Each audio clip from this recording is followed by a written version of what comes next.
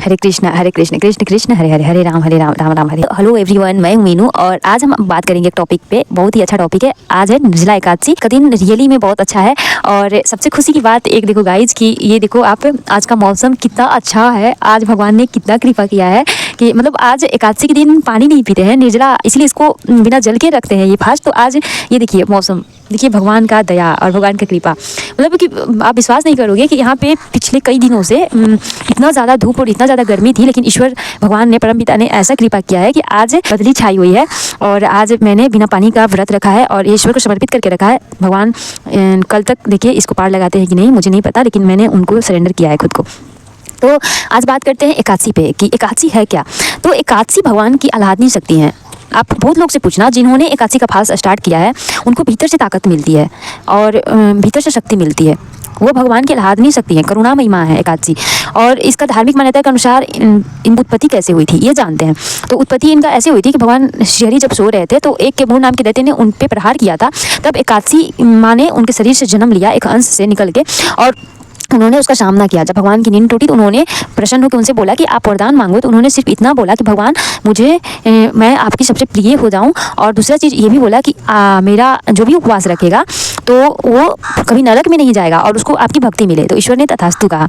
और सही बात है, जब आप जो भी लोग अपने जीवन में एकादशी का फास्ट रख के श्री हरि को समर्पित करते हैं, ईश्वर को समर्पित करते हैं, आप देखें उन्होंने एक बहुत ही बड़ा चेंजिंग अपने अंदर पाया है। और बहुत ही बड़ा चेंजिंग, जिन्होंने 4 या 5 एकादशियाँ रखना स्टार्ट किया है उनसे आप पूछ लेना। तीसरा चीज़ कि भगवान को ये बहुत ज़्यादा प्रिय, आप श्रीमद् भागवत गीता को सब जानते हैं। तो भगवान अर्जुन ने पूछा था कि भगवान दुनिया में तो बहुत सारे ऐसे चीज़ हैं और हम लोग कंफ्यूज हो जाते हैं आपकी भक्ति आराधना करने में। हम लोग ह्यूमन है तो हमको कुछ स्पेसिफिक चीज़ चाहिए होता है कि आपका आराधना करें।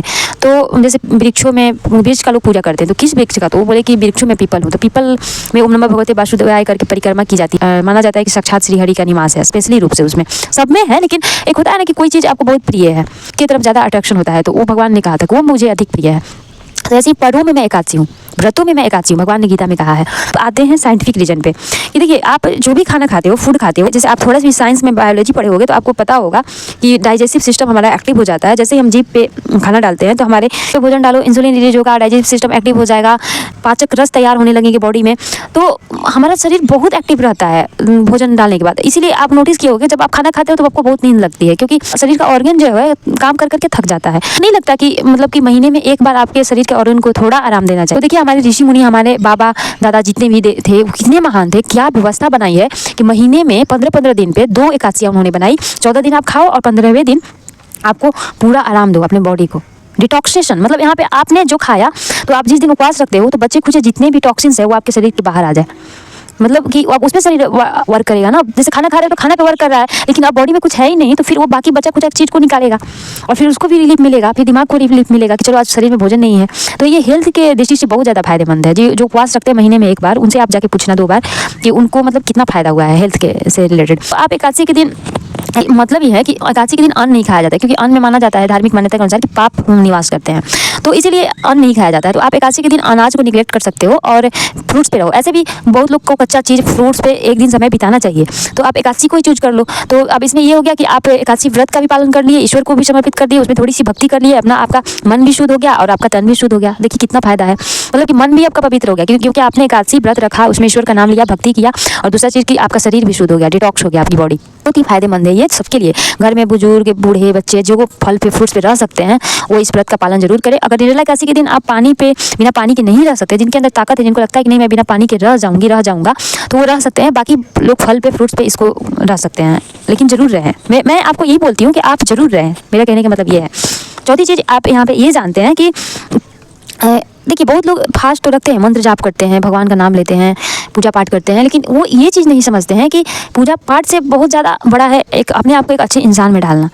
आप महामंत्र का जाप करके आए, पूजा रूम में पूजा कर रहे हो, शांति है, बाहर आए सबसे भिड़ गए, लड़ाई झगड़ा करने लगे, सबको हर्ट किए, अपने से नीचे तबके के लोग हैं उनको दबा रहे हैं, मजदूर है, रिक्शा वाला है। आप एक दुकान पे ब्रांडेड शॉप पे जाओगे तो कपड़ा का दाम नहीं कम करवाओगे, लेकिन एक सब्जी वाले से 5 रुपया कम करा रहे हो। क्यों कम करा रहे हो? उसको 5 रुपया ज़्यादा दो, देखो वो सब्जी कैसे उगा रहा है, उसी सब्जी को खा के आपका शरीर बना है, तो आप उसको 5 रुपया ज़्यादा दो, क्योंकि वो आपका पोषण करता है, आपका शरीर का वो पोषण करता है, अनाज उगा के आपको ला के दे रहा है, बेच रहा है, किसान है, वो मजदूर है, मजदूर को 5 रुपया ज़्यादा दो, ऑटो वाला को ज़्यादा दो, ठेला वाला को ज़्यादा दो, रिक्शा वाला को ज़्यादा दो, काम करने वाला है उसको 5 रुपया ज़्यादा दे दो।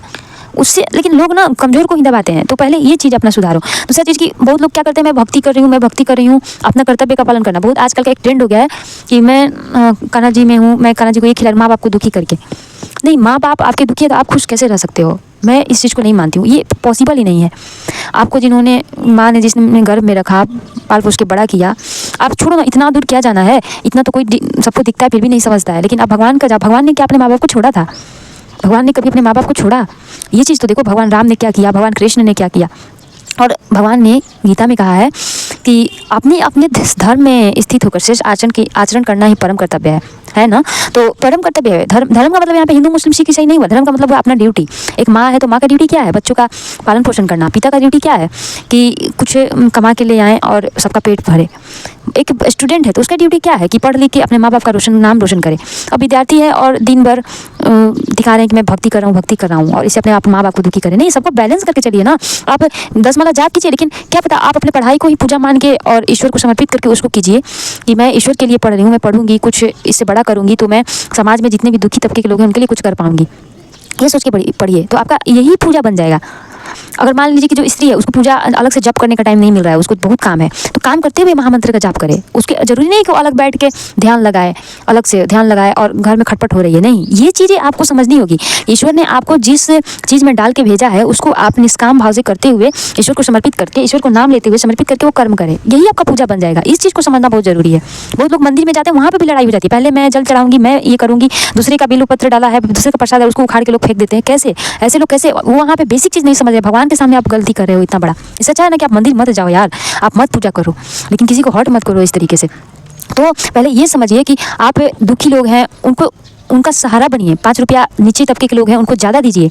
अपने माँ बाप को दुखी मत कीजिए, अपने कर्तव्य का पालन कीजिए और वो सब करते हुए अपने भगवान का बैलेंस करके चलिए। भगवान गृहस्थ जीवन में भी पाया जा सकता है। जरूरी नहीं है कि भगवान को पाने के लिए हिमालय पे ही जाना जरूरी है। सबसे मुश्किल है गृहस्थ धर्म में रह के भगवान का नाम लेना बहुत जरूरी है। मैं इस सब टॉपिक पर आपसे डिटेल से बात करूँगी, आपका ये चीज़ तोड़ूंगी। और बहुत दुखी है वो लोग जो बैठ के दिखा रहे हैं ना कि मैं भक्ति कर रही हूँ, अपने माँ बाप को, अपने परिवार को दुखी करके रखे हैं। वो बहुत दुखी हैं वो लोग।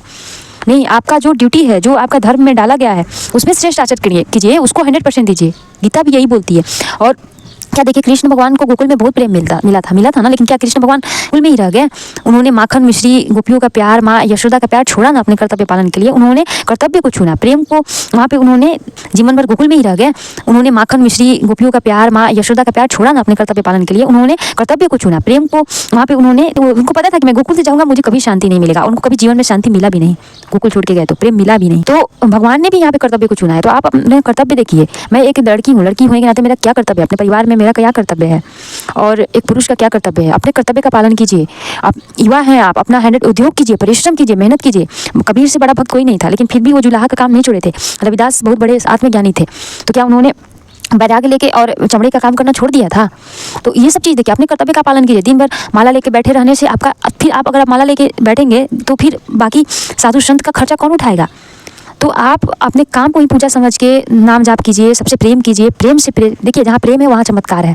प्रेम के आगे ईश्वर झुकते हैं। तो आप सबसे प्रेम कीजिए। और जीवन जीने के लिए ना बहुत सारी चीज़ों को निगलेक्ट करना भी जरूरी है। और आपके साथ लग रहा है कि ये सब करने के बावजूद भी आपके साथ बुरा हो रहा है, तो टोटली सरेंडर, शरणागति, पूर्ण शरणागति। हे ईश्वर, मैं आपको अपने आप को सरेंडर करती हूँ। मुझे नहीं समझ में आ रहा है, मेरी परीक्षा मत लो भगवान, मैं इसमें फेल ही होने वाली हूँ। मुझे आप संभाल लो, मुझे आश्रय दो। हे भगवान, मुझे आश्रय दो। ऐसा प्रार्थना कीजिए। इसी के साथ वीडियो बहुत लंबा हो जाएगा, इसके साथ मैं अपना वीडियो यहीं पे ख़त्म करती हूँ। बस ये संदेश के साथ कि आप फल पे, फ्रूट्स पे, जिस चीज़ पे आप रह सकते हो, एकादशी व्रत का पालन जरूर रखिए। आपके हेल्थ के लिए भी फायदेमंद है और आपके मन के लिए फायदेमंद है, सब चीज़ के लिए फायदेमंद है। सब चीज़ से आप पवित्र होते हो। तो एकादशी रियली में बहुत ही ज़्यादा श्रेष्ठ त्यौहार है और आप इसे जरूर पालन करें और भगवान का नाम लेते रहे, ईश्वर की भक्ति करते रहें। भगवान आपके जरूर साथ है। अगर आपने प्रेम से एक बार भी भगवान का नाम लेते हो दिन भर में, 4 बार, 5 बार, 10 बार, 12 बार, 1000 बार, जैसे भी आप नाम लेते हो, लेकिन उसमें आपका ना वो इंटेंसिटी होना चाहिए, वो क्रंदन होना चाहिए कि नहीं, कि मैं कितनी व्याकुल होकर भगवान को पुकार रही हूँ। तो ये उद्देश्य होना चाहिए, व्याकुलता होना चाहिए। वो जरूर आएंगे, वो जरूर सुनते हैं। भगवान आपके साथ है, ईश्वर आपके साथ है। और इसी के साथ मैं अपना वीडियो बंद करती हूँ। मेरे चैनल को पसंद आए तो लाइक करें, सब्सक्राइब करें। हरे कृष्णा कृष्ण कृष्ण हरे हरे, हरे राम राम राम हरे हरे। नमस्कार।